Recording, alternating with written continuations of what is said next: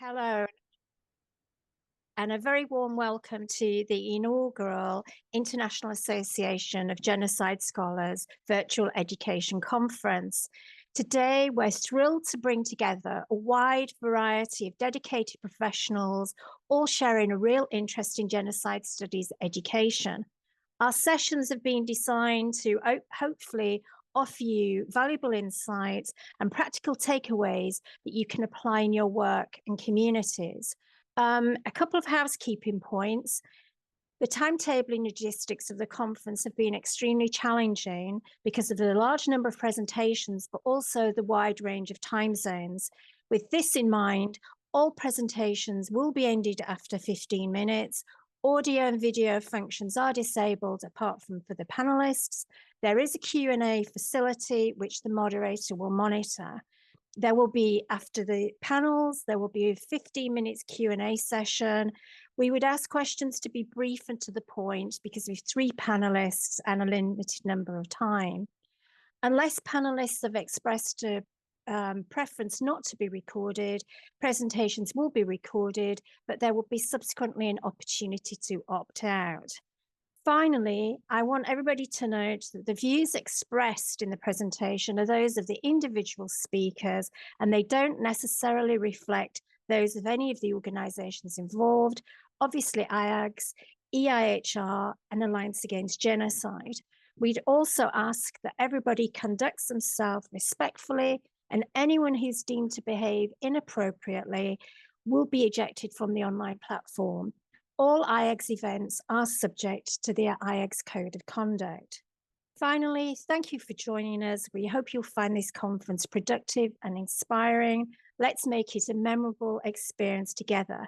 Now, it's my great pleasure to introduce our IAGS President, Dr. Melanie O'Brien, who is an Associate Professor of Law and has served as an expert consultant for multiple UN bodies, including UN Special Advisor on Genocide Prevention. Her expertise in criminal law is widely recognized, and she's frequently consulted by global media. So, Dr. O'Brien, over to you. Thank you so much, Lorna, and welcome to everybody who is attending this wonderful conference today. Before I say any more, the first thing I really want to do is thank, in particular, Lorna, Waddington, and Jim Snow from IAGS for spearheading this conference and this great idea, and also to the other co-sponsors, the Educators Institute for Human Rights and the Alliance Against Genocide. I want to, in particular, thank Kim and Colleen at EIHR, who have been doing a lot of the behind the scenes and will be taking care of the tech, and also to Kate English from EIHR, who has also spearheaded this with Lorna and Jim. It is a delight to welcome you all to this conference today on teaching about genocide, on genocide education. Genocide education is one of the most important principles of genocide prevention. And essentially, regardless of the field that we're in, we're all working in some way towards genocide prevention. But for those of us who are teachers, who are scholars, this is a really significant part of what we do. Now, this conference, I think, really covers a wide variety of topics and reminds us that the idea of genocide education is really quite broad. If you look at the program, you'll see we're talking about different fields of teaching. We're talking about arts, drama, music, literature, law, religion, history. There's a whole range of country case studies from around the world. Cambodia, Bosnia, Israel, Bangladesh, the US, the Democratic Republic of Congo. And the program also contains a range of contributions that talk about different tools that we can use for teaching about genocide. Things like AI, museums, and emotional learning. So I think the breadth of genocide education and the way that we educate about genocide is really represented in the program of this conference. I also want to say that I think conferences like this are really important because even though those of us presenting here and those of us attending at the conference are educators, it is also really important that we educate ourselves as well. Our own continued education is really important to expand our expertise and skills. And of course, one of the ways that we do that is by attending conferences such as this one. And while I'm on that note, I was supposed to be joined today by my colleague from IAGS, our first Vice President, Stephanie Wolf, who unfortunately is still on a plane. But just to let everyone know that we hope that you will consider submitting a paper to the IAGS conference that will be held in October next year in Johannesburg. The call for papers isn't yet open, but it will be advertised when it is. And I encourage everyone to submit to that, because even though this virtual conference is focused on education, we always welcome education presentations and panels at the main conference. You can find the information about that on the IAGS website at genocidescholars.org. So I think one of the things that is wonderful about this conference is that it is bringing together educators from all different levels, because of course education spans from children through to adults and through to seniors. I myself do education sessions for senior groups where I live in Western Australia. And of course, working at a university, my main education group usually is young adults sort of in their early 20s. But of course, we see a lot more today, mature age students coming through universities looking to make a career change or to just enrich their knowledge and learn more about this. But of course, this starts with education in school with children. And that brings me to introduce to you all our keynote. So our keynote today, I am very proud to introduce, is Andy Lawrence. So Andy Lawrence is a secondary teacher at Hampton School in the United Kingdom. He has been teaching history since 2004. He established the pupil campaign group Genocide 8020 and has run several large-scale genocide education and awareness initiatives involving schools across not only the UK, but also internationally, and with survivors and practitioners. The Genocide 8020 group has collaborated on projects with more than 100 other school groups around the world, so it is an incredibly significant project. Hampton School was awarded Beacon status and later Quality Mark by UCL's Centre for Holocaust Education in recognition in part of the work that Andy has done. In their report, the Centre for Holocaust Education described Andy as a leading figure nationally in Holocaust education. And in 2022, Andy was made an MBE by Her Majesty Queen Elizabeth for his services to Holocaust and genocide education. And for those of us here, for those people who are not familiar with the honours, an MBE is a member of the Most Excellent Order of the British Empire, and it is the third highest ranking order of the British Empire level. So this is a very significant honour for Andy to have received. Andy today is going to talk about his experience, and he's going to present on genocide. What's that? A case study from one British school. And it is now my honour to turn the floor over to you, Andy. Dr. O'Brien, thanks ever so much for your very kind introduction. Good morning, everybody. Good afternoon, good evening, depending on where you are. It's a great honour to be here with you all today. I'm not entirely sure why I've been given the privilege of opening the conference, but it's a really great honour for me and for the project and for the students that have worked on it. So let me do the technical bit first of trying to share my screen, and somebody do shout if it is not working. So hopefully you can see the first kind of slide in my presentation. Genocide, what's that? A case study from one British school.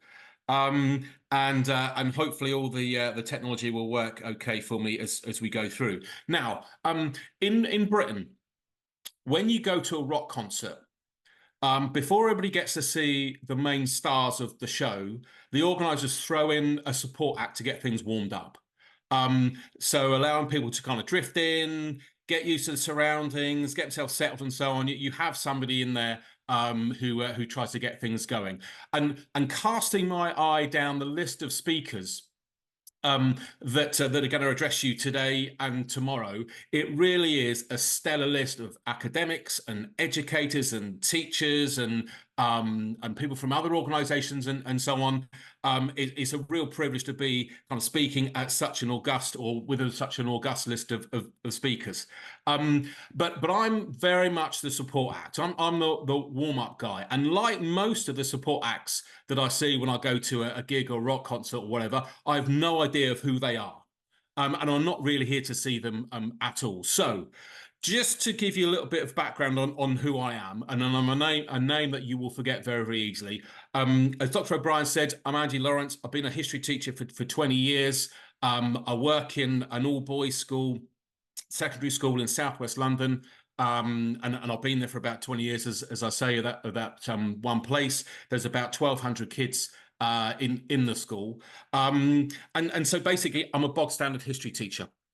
But what I'm going to try and do over the next few minutes is to just talk you through a few things that a group of students or successive groups of students have done at my school, and try and give you a flavour of what sorts of things they've been interested in doing with regard to Holocaust and genocide education.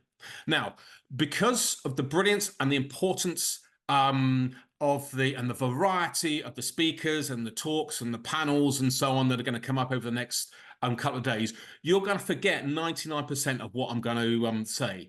So I thought first up, I'll give you my message, the one thing that I really would like you to remember and to take away, and maybe to scribble down. Then you can kick back. I've got a few nice pictures in my presentation, and then the real kind of the main acts will start appearing after I'm done. So here's the kind of the key message.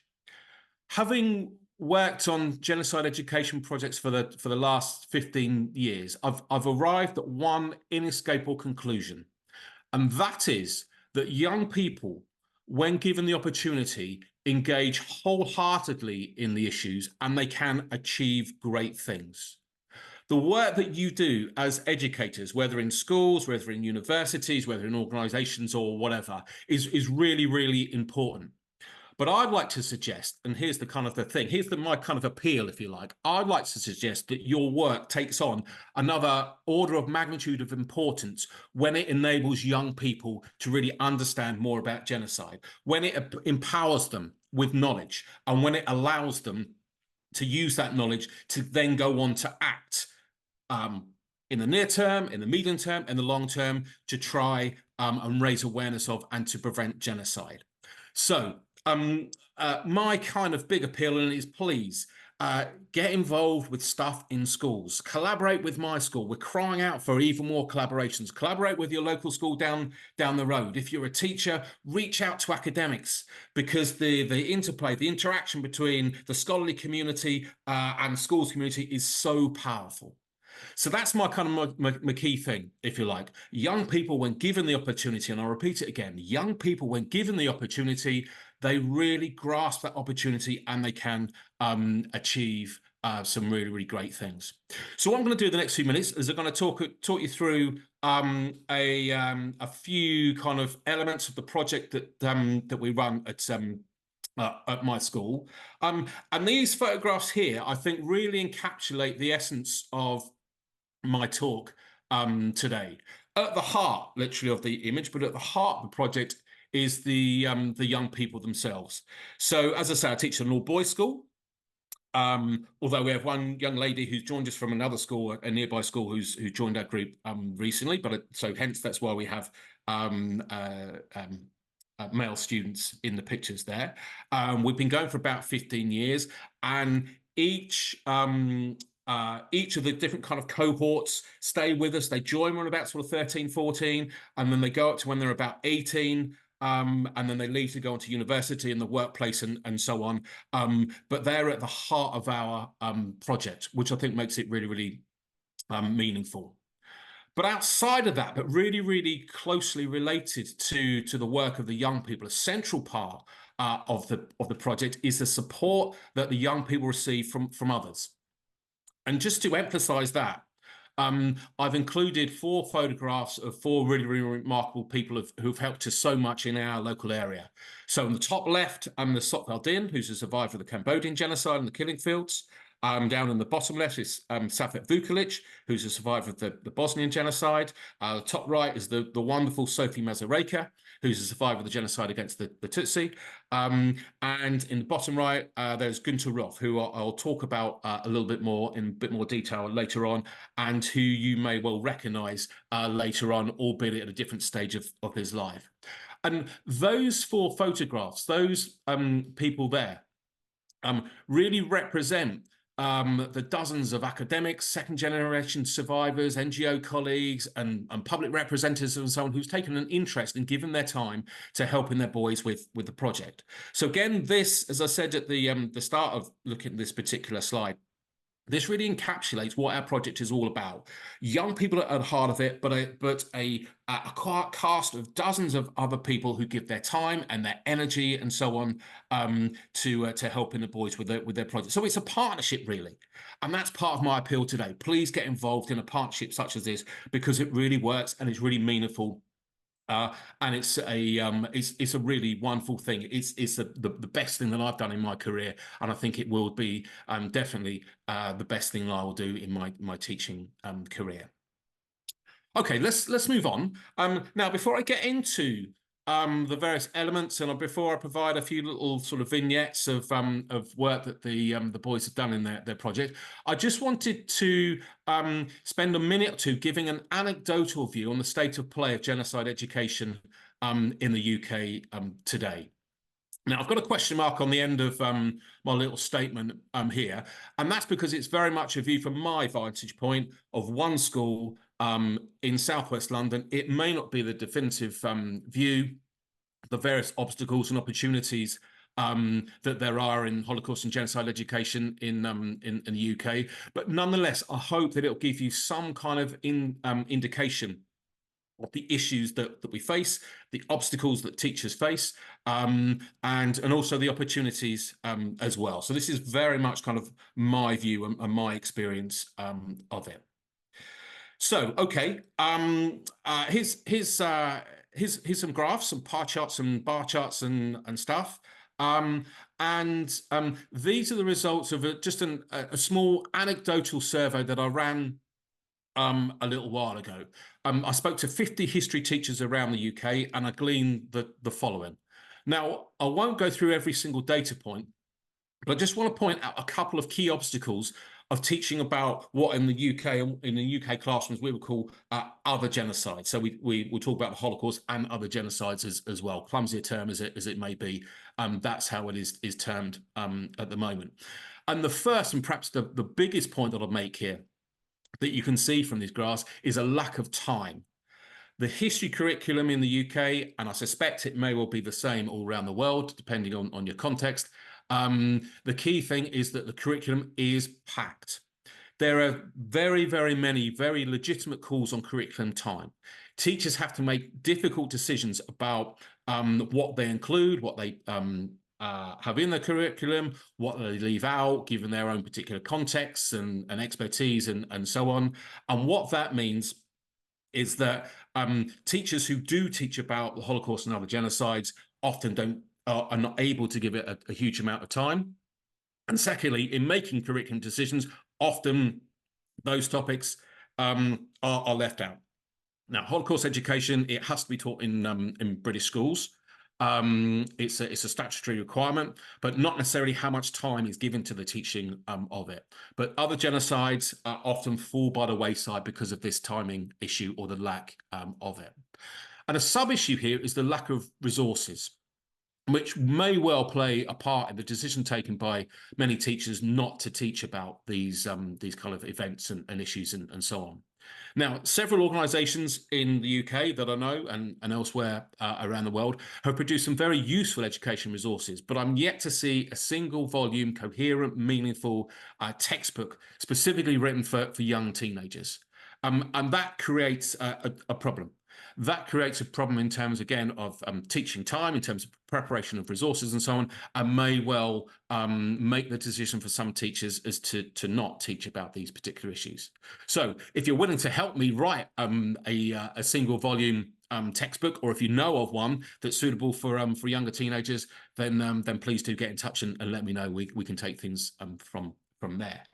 So that's a little kind of look at obstacles. To move on from that is another couple of data points here that may well be of interest. And perhaps the second salient point when looking at the field today is clearly teaching about other genocides is not really cutting through. Young people don't have a great deal of knowledge or awareness about genocides other than the Holocaust. And of course, there's been much written about the issues about knowledge of specific aspects of the Holocaust too. So if you have a look at some of the data here, only 2% of this anecdotal kind of survey here, over 132 secondary school students, only 2% have heard of the genocide in Darfur. Less than 1 in 10 knew anything about genocides in Cambodia and Bosnia, respectively, and so on. So awareness is low, and that probably reflects the amount of teaching time that they would have received on those particular genocides. But beyond that, as you might well see here, is the opportunity. Beyond the obstacles, there is an opportunity to be identified and perhaps to be taken advantage of. And that is that, simply put, young people think that it's important to learn about and act upon genocide as an issue. This goes back to my key kind of thing. When given the opportunity, when given knowledge, when empowered with an understanding of what genocide is and being able to have a look at historical examples and so on, young people think that it is important. And they think that it's something to act upon. It is something that they think the country should take seriously, that schools should take seriously, and it's something they think their generations should take seriously as well. So before I move on, let me make another appeal along the same sort of lines as I've done previously. Let's work together as scholars and teachers and other interested NGO colleagues and so on. Let's work together to tackle the obstacles, but also to take advantage of the opportunities, because I think young people are waiting for help to tackle these issues. They think they're important. Is pushing an open door from that. Okay, so that's a little kind of insight, however anecdotal, into the field as I see it from my vantage point of teaching in one particular place in one particular country. Let's move on now, and I'm going to rattle through a few examples here of what the group of students at my school have done. Not to say that, hey, look, aren't we brilliant, but to try and demonstrate what might be possible, to try and demonstrate that given the opportunity and given a bit of time and given lots and lots of help from outside of our school, from some remarkable people, this is what young people want to do. So let me take you through some of the endeavours that the young people in our group have undertaken, given the opportunities that they've been given. So first of all, the name. Nobody really knows what the name is. Genocide 8020. It comes from close to the inception of the group, when the students did a survey in the school, and they asked their classmates, what do you know about the Holocaust and other genocides? And what they found out is that 80% of those that they questioned, and they questioned about 800 of their classmates, so it was quite meaningful from that point of view. They found out that 80% of their classmates could not name a single genocide other than the Holocaust. They didn't really know what the word genocide meant. Nobody was able to name Lemkin as the person who coined the term. So that was the challenge that the group set itself. Can we actually reverse that figure? Can we, when we go back again, when we do another survey, can we have educated our school community such that 80% can name and do know something more about these genocides, have heard of Lemkin and his work and significance or not, and so on.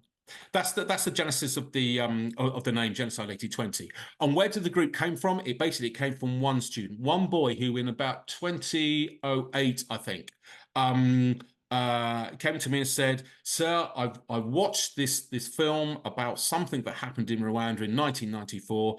Can we learn something about it?" And to be honest, the genocide against the Tutsi had passed me by. I didn't really know. I'd heard of it, but I didn't know anything more than that. So what we did is we went out to an excellent organisation called Survivors Fund here in the UK.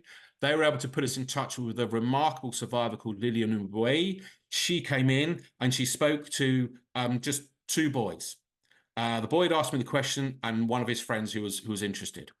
And her testimony, her conversation with the boys was so impactful upon them, is that they said, we need to do more about this.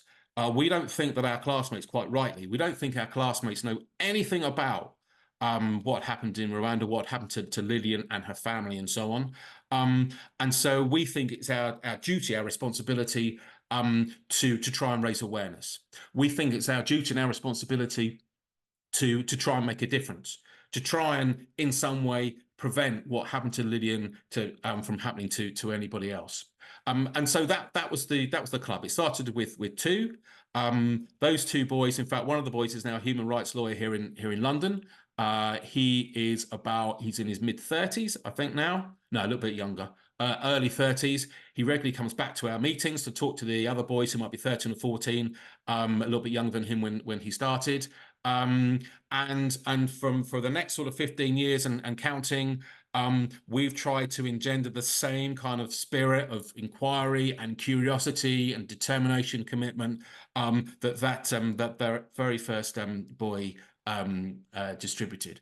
So that's where the club comes from. That's where the name comes from. That's a little bit of background on where it all began. And the group meets every Thursday lunchtime. It's not part of a lesson. All the boys are volunteers.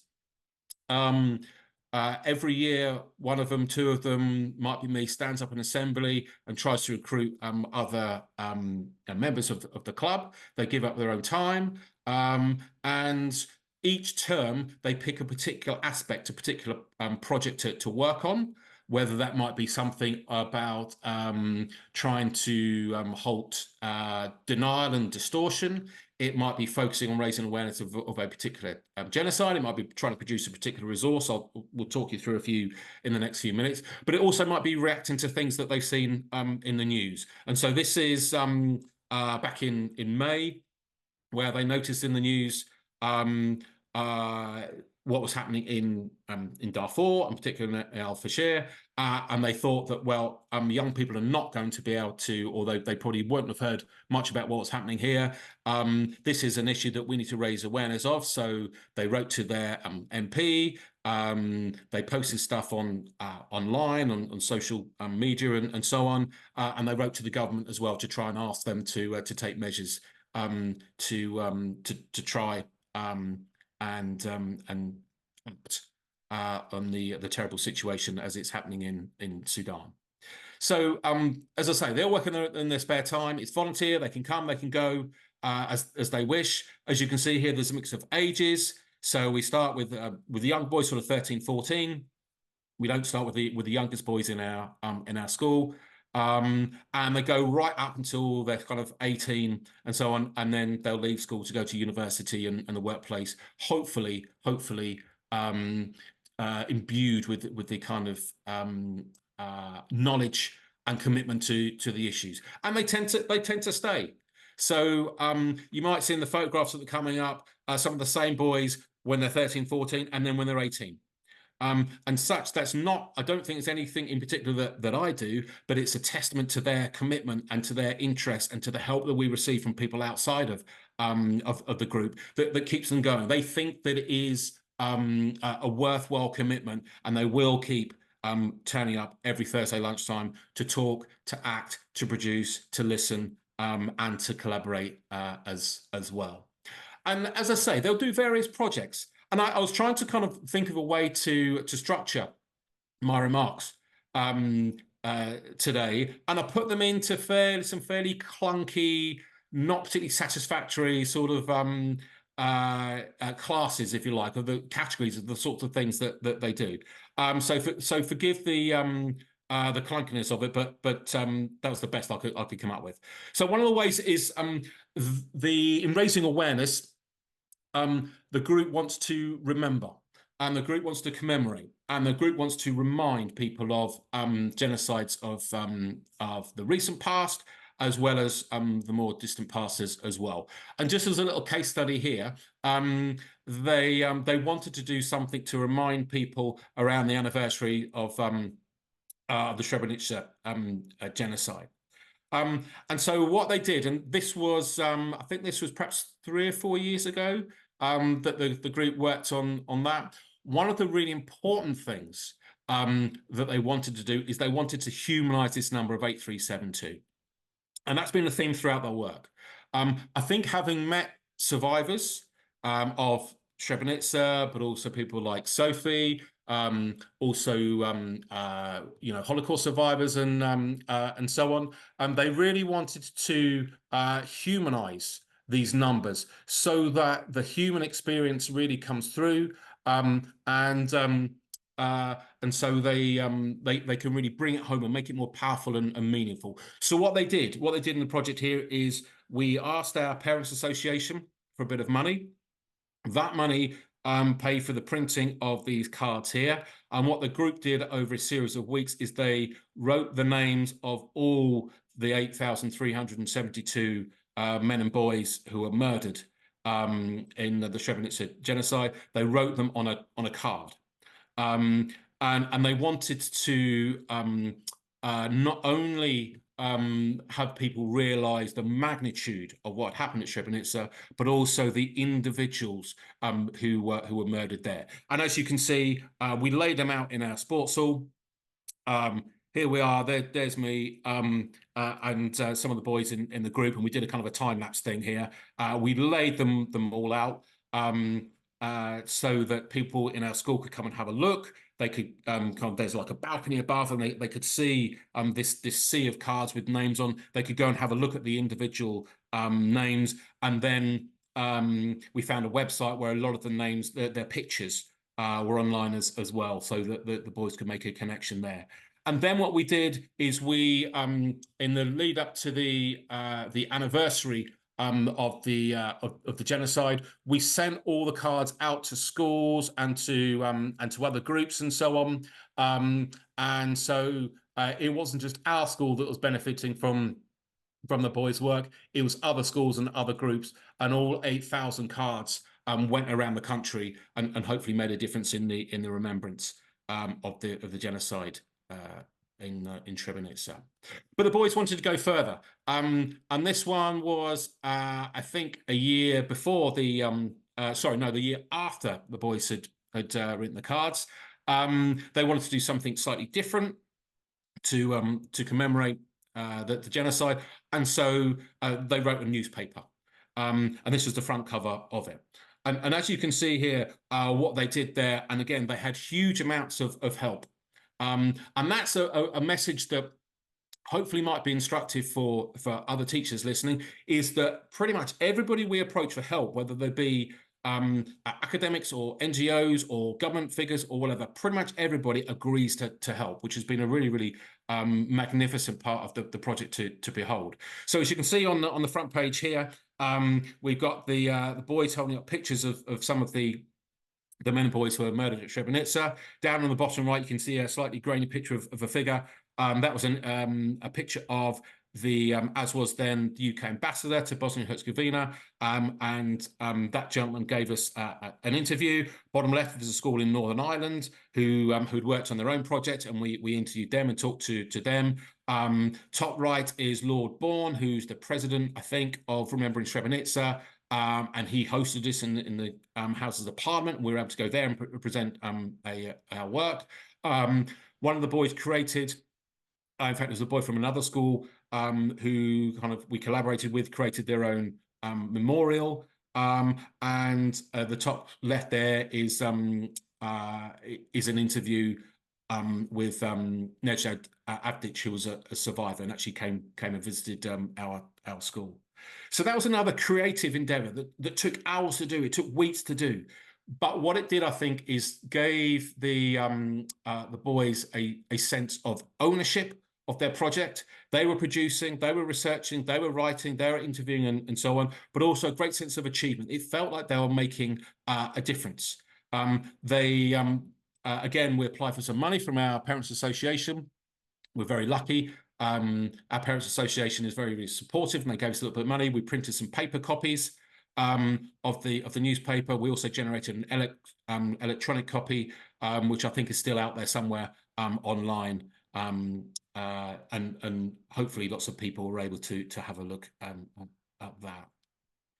And also, when we're talking about remembrance and commemorations and so on, we've been very, very fortunate and honoured to have survivors visit us. So here's Hassan Hasanovic, who many of you will probably know, who did us the great honour of joining us at our school. The two boys here, the one in the middle there, he's now a civil servant who works on these issues in British government, and that's, you know, I'm really proud of that. And so again, hopefully that demonstrates the fact that these young people, when they're given the opportunity, do grasp it and go on to do really great things. Okay, let's quickly move on. So that was remembering. A further strand is the work that the group does in trying to research the people, the places, the events of genocides that others might not be aware of. Now, I guess if you go around the streets of the UK and you ask young people about what do they know about the Holocaust, probably a fair number of them will think back to what they're taught in school, and they will mention Auschwitz. But what our group thought was, well, could people actually go past that? Could people tell you anything about those who were deported to Auschwitz and who were murdered there? And we thought probably not.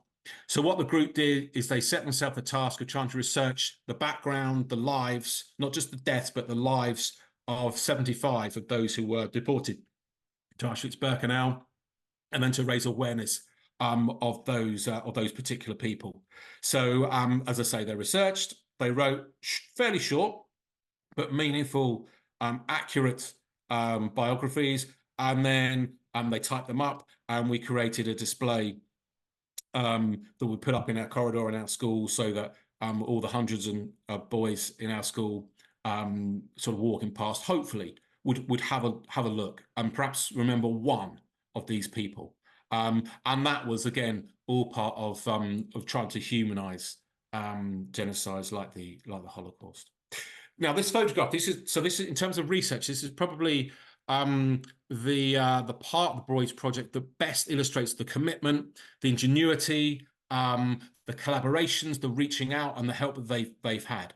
So this is a photograph of a school that is pupilled by Jewish children in the German town of Herne. Obviously, after Jewish children were excluded from mainstream schools in Germany, they wanted their education to continue. And this is the school that was run by a gentleman, and you can see this older gentleman here by the name of Leopold Hartmann. And what the research that the group did on this photograph, I think it was brilliant. So what they did is they found a school in Herne. They collaborated with that school. They collaborated with a local historian called Ralph Pior, and they tried to find out first of all the names of as many of these children as possible, and also what happened to them and where they went. And one of the reasons why they picked on this photograph, they used this photograph, was that you can see a young man on the right-hand side of this photograph, and that is Günther Roth, the gentleman whose photograph as an older person you saw right at the start. And Günther, he actually was able to escape on the Kindertransport from Herne, and he came to our town. And he lived in our town. He lived in a house just a couple of miles away from our school, and that really brought home to us the kind of the local connections, the fact that the Holocaust wasn't such a long time ago, wasn't so far away. There are local connections to it, and so on. And Günther's still alive. He lives in New Jersey, and we've had the great pleasure of talking to him online. We've had the great honour of Günther's daughter coming over to visit us as well. So over a period of months, the boys were able to research the names, the backgrounds, the fates of these children in collaboration with their contemporaries and their colleagues in the Otto Hahn School in Herne. And I think that gave them, again, the reason why they're so interested in it was not just the local connection, but also the fact that they were they're researching history that probably nobody else in our country knew about. It was unique from that point of view. And from there, they made films about it. They produced a booklet. They invited parents in to listen. They had assemblies in the school and so on. And so they were creating a legacy of this knowledge. Hopefully, these names of these young people here and their fates and so on will not be forgotten because of what the group has done. Okay, moving on. So one of the key parts of the project is to reach beyond the gates of our school to other schools, to our local community, to our representatives and so on, and to try and learn from those other people, but also to inform them as well. So, for instance, we've been lucky and that when we wanted to find out more about what's happened to the Rohingya people, we were able to invite in Gabriel Gatehouse, who's a BBC journalist, who had been over to Myanmar or Bangladesh. I don't think he could get into Myanmar. And he reported on the Tulatoli massacre there, and he came to our school and gave an assembly, and the boys interviewed him and learned a whole lot more about what was happening to the Rohingya people. And then they were able to raise awareness from that.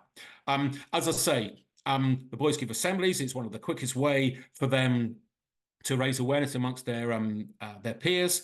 And every term we have an assembly. This one, as you can see by the tree, this was a Christmas assembly, although the theme wasn't Christmas.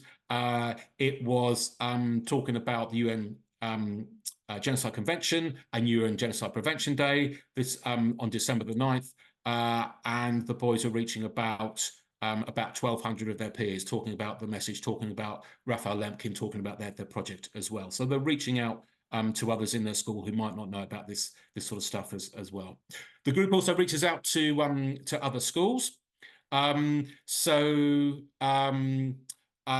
run a Genocide Awareness Day. We invite people like Sokval and Sophie and Kamal Pernovich, who's an Amaska survivor, and Ruth Barnett, who came to this country on kidney transport, and we invited about 20 other schools to come, and we basically had what we call a Genocide Awareness Day. So we're trying to raise awareness in different schools.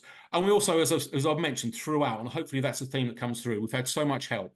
So when the group wanted to find out what's happening to the Uyghur people, Rahima Mahmood, who's a remarkable activist, Uyghur activist in the UK, and I think around the world as well, she spoke to the boys during one of our sessions. And the boys were able to learn a lot from her. And we talked about Nejad Avdic earlier. He came to our school, and again, the boys were privileged to meet him and then write up their interview. Okay, last thing on this. So again, the group tries to mark December the 9th, the UN Prevention Day, and so on. Last year, they ran a kind of a 75-day campaign where they made little films that they put online and so on, in an effort to widen knowledge and deepen knowledge and so on. And their films last year, they reached, I think, about 1.1 million people around the world. So again, it gave them a sense of not only ownership, but empowerment, that they're actually making a little difference. I'll just move on fairly quickly because I know time's getting on here. Writing. So we've known Sophie Mazureka for years. She is remarkable. She's committed. She's steadfast. She gives up so much of her time to talking to the boys, and the boys wanted to give a little bit back to her. And Sophie always wanted to write a memoir, and the boys helped her. So some of our youngest members of our group, about 13, 14, they helped Sophie to write her a memoir, and then they went along to the launch of it at the Random High Commission in London, and it was a remarkable event. It was a fantastic event. It's filled with so much, weirdly, so much joy and pride and so on. And you can see here Sophie's family and members of the random community in London, as well as the boys, and that gave them again a real sense of what is possible if they stay committed and they work hard. And as well, the group tries every year to go to Parliament and to talk to our representatives and to try and ask our MPs and the Prime Minister and so on to act on these issues. And what that does, moving on, is actually it creates a little bit of a sense of frustration in terms of we can say all this stuff. Yeah, we can do some really important work in raising awareness, perhaps, and getting the message out there and writing stuff and so on. But are we actually making a difference in terms of preventing genocide? And this is my, I think my last point here. So what the group wants to do next is to seek out collaboration, seek out micro actions that they can actually take that can be, they can actually see is making a difference.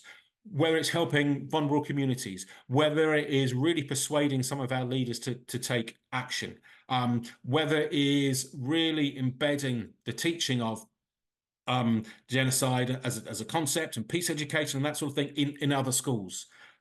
So that's what's next. And here's my final plea, my final slide. To circle back to the beginning, it really astounds me every year that young people, when they're given the opportunity to learn about this stuff, they grasp that opportunity. They want to do great things. They want to achieve. And if there's any way that you can aid that process, either by getting in touch with me and our group, if there's any way you can help your local school do that sort of thing, that would just be marvelous. So as a warm-up, you're going to hear far better talks. You're going to hear far better pedagogy and far better scholarship and so on. But hoping to kick things off, I'd really like to just stress that point as well. Young people get it, and young people want to be involved, and young people want to learn. They want to be empowered. They want to make a difference. Thank you. Thank you very much, Andy. We already have a couple of questions for you in the Q&A box. The first one is quick. Has the 80-20 survey been repeated? No. So we're hoping that's going to be hopefully part of the project when we get back after summer holiday in September. So no, we and what we want to do is we want to include some other schools in that as well to make it, you know, better and perhaps kind of more robust, if you like, in terms of numbers and so on. But no, it hasn't been repeated. Excellent. And we've got 3 minutes left. This one might take you a minute to answer. In what is quite a uniquely gendered educational setting, have the students considered gender in historical and contemporary cases to examine the tropes and fates of females and males? If so, what did they find interesting and relevant? Whoa, okay. One of the things I've been very interested in doing is trying to consider gendered experiences of genocide.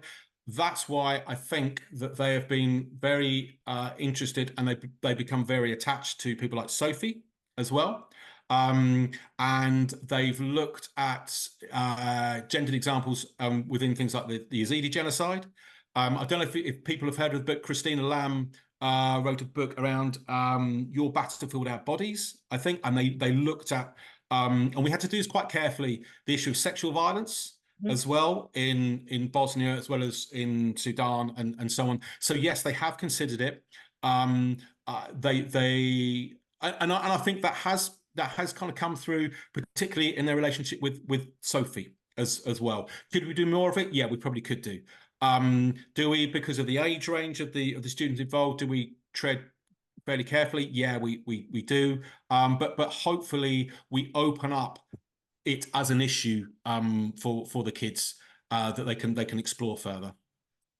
Well, I want to be the first to say a huge thank you. We've been getting text messages from people who are participating, and they're thrilled with everything you have to say. There are quite a number of secondary school level teachers that are part of this event, and they are deeply appreciating everything that you're having to say. It resonates strongly with them. And finally, the president of the IAGS wishes me to convey her thanks to you. What amazing work from your students. And please do not put yourself or your work down. It is outstanding and you should be very proud of it.